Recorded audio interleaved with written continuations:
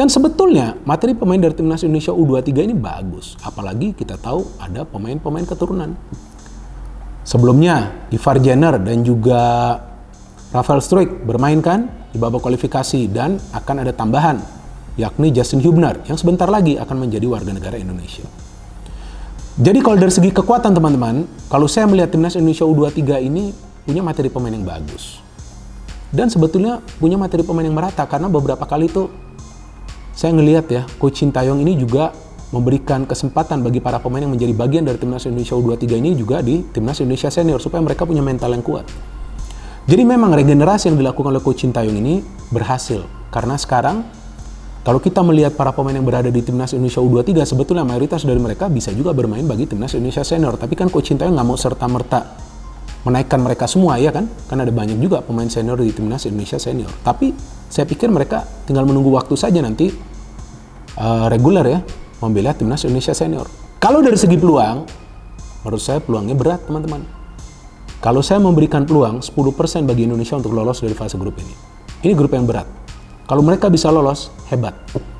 Kalau mereka bisa lolos, artinya Coach Sintayong telah membentuk timnas Indonesia U23 menjadi tim yang solid, yang bisa bersaing di pentas Asia.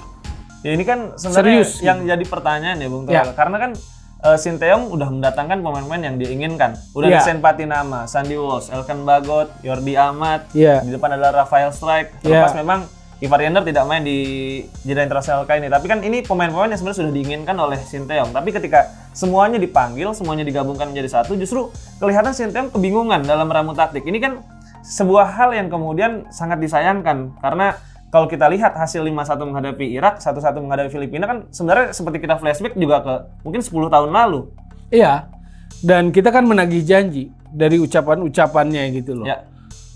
PSSI sudah memfasilitasi, sudah memenuhi permintaannya. Ya. Sintayong minta naturalisasi diberikan gitu kan.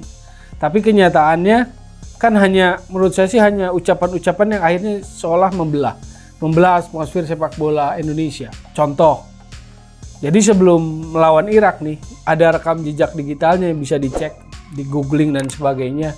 Dia bilang kelemahan pemain lokal itu adalah soal mental bertanding, takut duluan. Untungnya kelemahan itu ditutupi oleh pemain naturalisasi. Dia mengatakan seperti itu. Menurut saya itu nggak bagus. Pernyataan seperti itu mendikotomi dua kubu, menurut saya nggak bagus. Di sisi lain, ketika dia bilang bahwa pemain lokal kita kelemahannya adalah takut duluan atau mental bertanding, pertanyaan besar saya balik. Jadi yang dikerjakan apa sebagai pelatih tim nasional dalam membenahi kelemahan itu? Kalau Anda tahu kelemahan itu, kenapa Anda nggak benahi? Ya. Tapi sebaliknya dia memuji kedatangan naturalisasi. Bahkan sangat hiperbol kalau menurut saya waktu dia bilang ada juga jejak digitalnya, silakan, bahwa tim nasional kita menjadi lebih menakutkan. Ya, ada ya sebelumnya kan? Ya. Ada kalimat seperti itu kan, pemberitaan. Kenyataannya menakutkan itu kalah 1-5 di Irak, di Basra gitu, dibobol 5 gol. Jadi ucapannya nggak sama dengan realitasnya. Oke. Kita orang Indonesia, main bolanya Indonesia itu nggak bisa bertahan. Ya, kulturnya beda kalau kita Itali, ya. Bahkan Belanda pun nggak bisa bertahan, Spanyol nggak bisa bertahan, karena dari kecil kita didik untuk menyerang, cetak gol, menyerang. Maka dari itu kita punya banyak penyerang, sedikit defender. Nah ini harusnya dipertimbangkan. Yang bikin kocak lagi, oke lah, gue tutup sebelah mata kalau ketemu lawan Irak yang lebih canggih, main lebih bertahan. Walaupun gue nggak setuju, tapi oke lah. Ini lawan Filipina, man, come on, ngerti nggak? Lu kalau lawan Filipina press 6 orang, suruh mereka crossing, bolanya nggak kemana-mana. Iya kan? Kan di babak kedua kemarin kelihatan sebenarnya mereka nggak bisa. Tapi itu bolanya itu nggak kemana-mana. Beda kalau lu kasih mereka ruang bermain di kandang sendiri. Ini benar-benar blunder terbesar Sintayong gue pernah lihat. Tapi sekali lagi, gue bukan barisan yang Sintayong out. Enggak, sama sekali tidak. Tetap dia sudah melakukan hal yang benar. Mungkin dia lagi bereksperimen, dia lagi mencoba-coba, kita nggak tahu. Ya, semoga dia belajar lah dari kesalahan bahwa orang Indonesia nggak bisa main bertahan. Nah ini menjadi pelajaran. Gol pertama terjadi. Iya. Ada kesalahan. Ada kesalahan. Jordi salah pas, kemudian diambil oleh Ingreso dan Ingreso memberikan umpan dan dialah Patrick yang bisa masuk ke dalam lepas dari jebakan offside. Memang tidak ada VAR kelihatan sana. Ada tipis saya lihat di pergerakan dia, kalau ada VAR memang mungkin bisa diperdebatkan. Tapi tidak mempermasalahkan soal itu. Tapi ini kesalahan yang selalu terjadi di lini belakang kita kan. Bung lihat nggak ada jarak yang begitu jauh antara back tadi. Ketika Jordi salah mengontrol bola, direbut, lalu melakukan umpan terobosan, nggak ada satupun pemain. Iya, jauh. Ya karena Dan Jordi ketinggalan, Bung. Ketinggalan ketika passing itu memang ketinggalan. Kan begitu masuk, ya udah bisa kelihatan sekali. Langsung berhadapan dengan kiper dengan Hernando Ari. Dan ya itu fatal yang terjadi. Kesalahan-kesalahan ini dengan, saya kira ada evaluasi-evaluasi yang harus terjadi sini. Makanya saya pikir perlu pantas STY itu mengambil pemain-pemain belakang seperti Justin Hubner kan, yang pasti akan ada. Itu mungkin dia menambal untuk mengantisipasi, jangan ini kan sudah agak lambat mungkin Jordi, sehingga kalau ada Jai Itzas masuk, Justin Hubner, ini akan semakin kuat di belakang kita, baik untuk sebagai pelapis. Jadi ini yang menjadi masalah buat kita di dua pertandingan, baik menghadapi Irak maupun dengan Filipina, Boy. Karena belakang memang kurang begitu bagus. Calon pemain naturalisasi timnas Indonesia, Justin Hubner tampil moncer usai berhasil membawa Wolves U21 memetik kemenangan di ajang kejuaraan Piala Liga Primer Internasional. Justin Hubner berhasil membawa Wolves U21 meraih kemenangan atas lawannya, yakni Sparta Praha U21 dengan skor akhir 2-1. Dalam laga kontra Sparta Praha U21, calon bek timnas Indonesia tersebut menjadi kapten Wolves U21 dan bermain penuh selama 90 menit. Bermain penuh dan menjadi kapten, Justin Hubner bantu timnya raih 3 poin di kejuaraan Piala Liga Primer Internasional melawan Sparta Praha U21, tulis akun Instagram @football.indonesia. Supporter timnas Indonesia pun menyebut bahwa Justin Hubner merupakan pemain yang cocok untuk menggantikan posisi Jordi Amat di lini pertahanan Garuda. Cocok jadi bek gantiin Jordi jadi DMF saja, tulis @read dikutip dari laman komentar. Seperti yang telah diketahui, proses naturalisasi Justin Hubner saat ini sudah mencapai tahap akhir, tinggal menunggu keputusan Presiden dan sumpah WNI.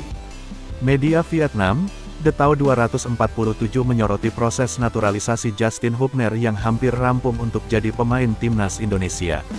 Media tersebut tampak cukup ketar-ketir dengan prospek Hubner membela timnas Indonesia. Seperti diketahui, Justin Hubner merupakan salah satu pemain yang akan dinaturalisasi PSSI dalam waktu dekat.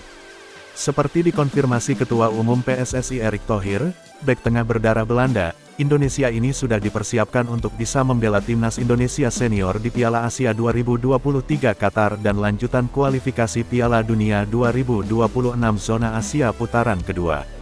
Selain Hubner yang bermain di tim Wolves U21 di Inggris, ada JIZ Venezia, Nathan Chuaon, Swansea City, dan Ragnar Oratmamun, Fortuna Sittard yang juga masuk daftar bidikan PSSI. Khusus untuk Hubner, The Tao 247 mengakui jika bek 20 tahun bertinggi 187 cm itu memang punya kualitas mumpuni. Media Vietnam itu terkesan dengan performa Hubner yang ikut membantu Wolves U21 mengalahkan Sparta Praha U21 dengan skor 2-1 di Premier League International Cup 2023, Sabtu, tanggal 25 November tahun 2023. The Tao 247 terpukau dengan pertahanan Justin yang dianggap kokoh bak tembok sebagai seorang bek sentral. Salah satu pemain naturalisasi yang akan bermain untuk timnas Indonesia dalam waktu dekat adalah Justin Hubner, bek kelahiran Belanda yang menunjukkan performa impresif untuk tim Wolves U21. Demikian tulisan The Tao 247 dalam artikel yang diturunkan Minggu tanggal 26 November tahun 2023. Dalam pertandingan terakhirnya, bek berusia 20 tahun itu memegang ban kapten dan bermain selama 90 menit penuh untuk tim reserves Wolves. Dia menjadi tembok pertahanan yang kokoh untuk membantu Wolves U21 memenangkan laga melawan tim Ceko, Sparta Praha. Jelas pemain ini akan menambah kekuatan timnas Indonesia senior untuk agenda-agenda ke depan. Wajib diwaspadai, tulis The Tao 247. Timnas Vietnam sendiri patut ketar-ketir karena setidaknya akan menghadapi timnas Indonesia sebanyak 3 kali di lintas ajang dalam waktu dekat ini.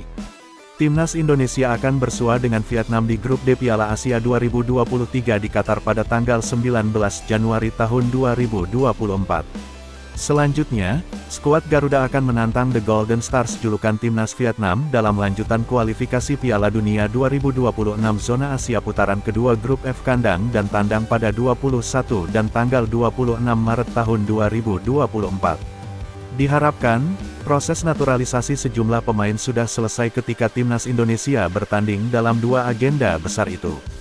Justin Hubner berhasil membawa Wolverhampton Wanderers U21 mengalahkan Sparta Praha U21 dengan skor 2-1 di pertandingan lanjutan grup A Premier League International Cup tahun 2023 sampai tahun 2024 di Stadion Molineux, Sabtu, tanggal 25 November tahun 2023 WIB.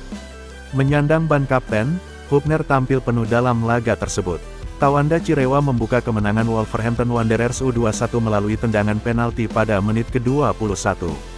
Sementara pada menit ke-38, Justin Hubner harus mendapatkan kartu kuning usai melakukan pelanggaran keras kepada salah satu pemain Sparta Praha U21. Kemudian pada menit ke-57, Wolverhampton Wanderers U21 mendapatkan keuntungan usai Ondrej Liling terkena kartu kuning kedua dan membuat Sparta Praha U21 harus bermain dengan 10 pemain. Unggul jumlah pemain pun tak disia-siakan, setelah Matthew Whittingham menggandakan keunggulan Wolverhampton Wanderers U21 pada menit 85. Namun Wolverhampton Wanderers U21 gagal mendapatkan clean sheet. Pasalnya, Sparta Praha U21 mampu memperkecil ketertinggalan melalui Thomas Sanelek pada menit 90+3. Sementara kemenangan tersebut membuat Wolverhampton Wanderers U21 menempati posisi ketiga di klasemen sementara dengan 6 poin dari 2 laga.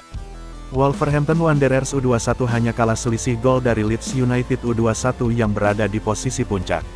Sebelumnya, Justin Hubner tampil selama 90 menit saat Wolverhampton Wanderers U21 meraih kemenangan 2-1 atas PSV U21 pada tanggal 17 Oktober tahun 2023. Ia berhasil menunjukkan performa bagus untuk menjaga lini pertahanan. Performa Justin Hubner bersama Wolverhampton Wanderers U21 menjadi kabar baik untuk Timnas Indonesia. Sebab, skuad Garuda sedang mengalami penurunan performa di dua laga kualifikasi Piala Dunia 2026 zona Asia, setelah kalah 1-5 dari Irak dan imbang 1-1 dengan Filipina. Justin Hubner kemungkinan besar akan memperkuat Timnas Indonesia di Piala Asia 2023 yang akan berlangsung di Qatar pada tanggal 12 Januari hingga tanggal 10 Februari tahun 2024. Sebab, proses pindah kewarganegaraan Justin Hubner sudah masuk tahap akhir usai berkasnya diterima DPR RI.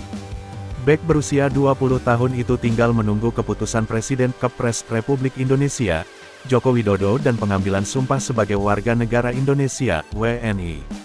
Ketua Umum, Ketum PSSI, Erick Thohir sempat mengatakan proses naturalisasi JIZ, Justin Hubner, Ragnar Oratmangun dan Nathan Chu Aon diupayakan rampung pada tanggal 10 Desember tahun 2023 agar bisa tampil di Piala Asia 2023.